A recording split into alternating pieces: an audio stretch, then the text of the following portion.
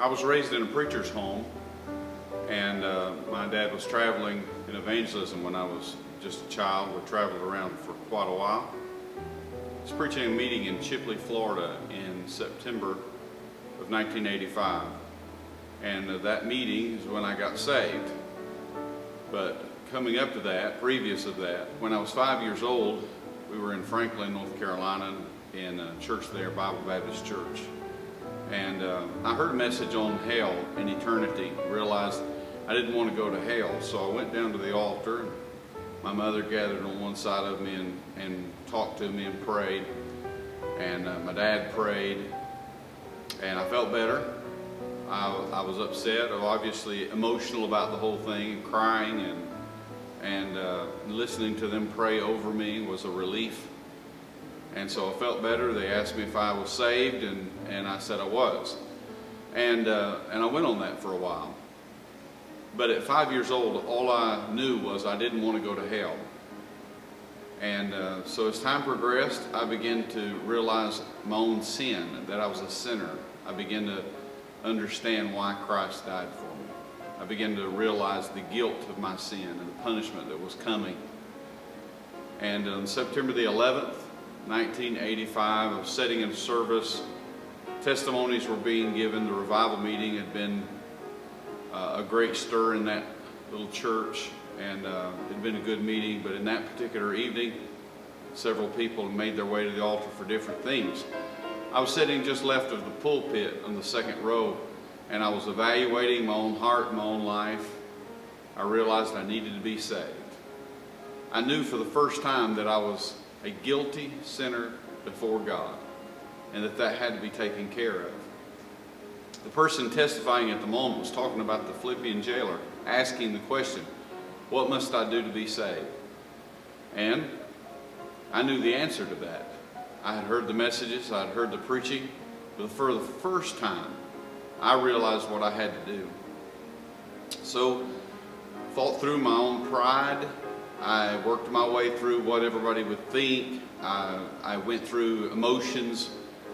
I even went back and evaluated what I had done previously as a 5-year-old. And in that moment, I realized there was no reason for me to die and go to hell. And I left my seat. I went down to the altar just beside the pulpit, bowed down there and asked the Lord to save me. Very simple prayer, actually. And I just prayed, Lord, save me. At that point, I had already gone through the surrender. I had gone through self. I'd gone through the contemplation, talking to God about my own sin. And I realized all I had left to do was what the Scripture said. Whosoever shall call upon the name of the Lord shall be saved. And I called out to him, and immediately I knew the decision had been made in my own heart. God's work had been finished, and it had all come together in that moment in the altar. And the Lord gloriously saved me that day. From that moment, I began to be excited about the Lord. I began to learn. I began to study my Bible, read.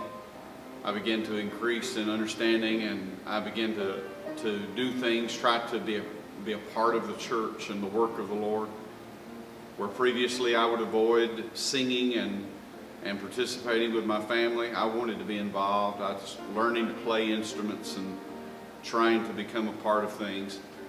And then about 2 years later, I fell under conviction again that there was more in my life. I needed to surrender my life to the Lord. I was saved, of course, I knew that, but I needed to surrender my life to the Lord. I went to my dad and began to talk to him about what it was like to be called to preach and serve the Lord. And he would talk to me and answer questions I had.